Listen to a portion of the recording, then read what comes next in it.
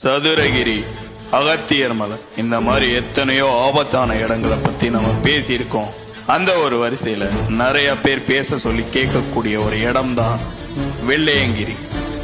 தமிழ்நாட்டோட தென் கைலாயமான வெள்ளையங்கிரி மலையை பத்தி நம்ம இந்த மந்தோட ஸ்டார்டிங்ல வீடியோ போட்டிருக்கணும், போட முடியல.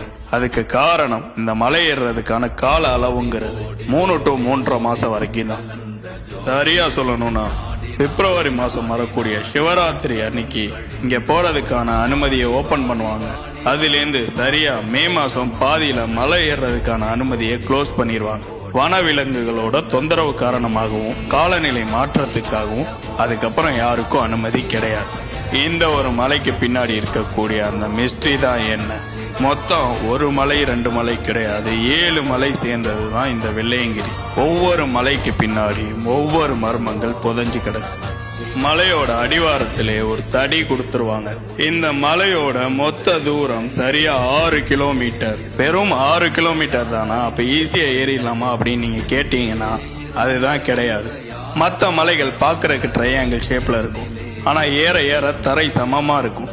ஆனா இந்த ஒரு மலை ஏற ஆரம்பிச்சு முடிக்கிற வரைக்கும் செங்குத்தா இருக்கும், ஏறுறதுக்கே ரொம்ப கஷ்டமா இருக்கும்.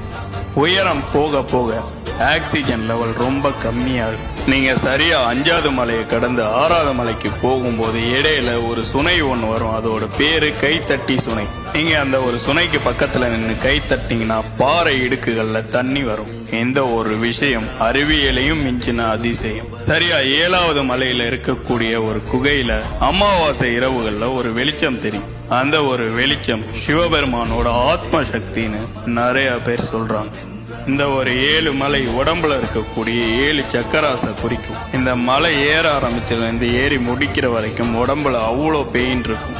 ஆனா அது எல்லாமே சிவபெருமான பாக்குற அந்த ஒரு நிமிஷத்துல காணாம போய்.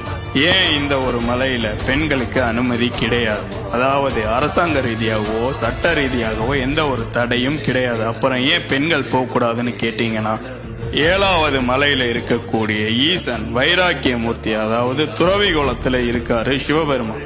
அதனால அந்த காலத்துல இருந்து இப்போ வரைக்கும் 10 வயசுல இருந்து 50 வயசு வரைக்கும் இருக்கக்கூடிய பெண்களுக்கு அனுமதி கிடையாது. கிட்டத்தட்ட சபரிமலை ஐயப்பன் கோயில் மாதிரியே தான். இது எல்லாத்தையும் தாண்டி இந்த ஒரு பாதை செங்குத்தாவும் ரொம்ப கடினமாகவும் இருக்கும். சேம் டைம் இந்த 6 கிலோமீட்டர் டிஸ்டன்ஸுக்கு இடையில பெண்களுக்கு அடிப்படை தேவையான கழிவறை கூட இருக்காது. இந்த ஒரு ரீசனுக்காக தான் பெண்களுக்கு அனுமதி கிடையாது. தயவு செஞ்சு இனிமே வெள்ளையங்கிரி மலைக்கு போறவங்க பிளாஸ்டிக் பொருட்களை பயன்படுத்திட்டு அந்த மலையில வீசி எரிஞ்சிடாதீங்க. இது என்னோட ரிக்வெஸ்ட்.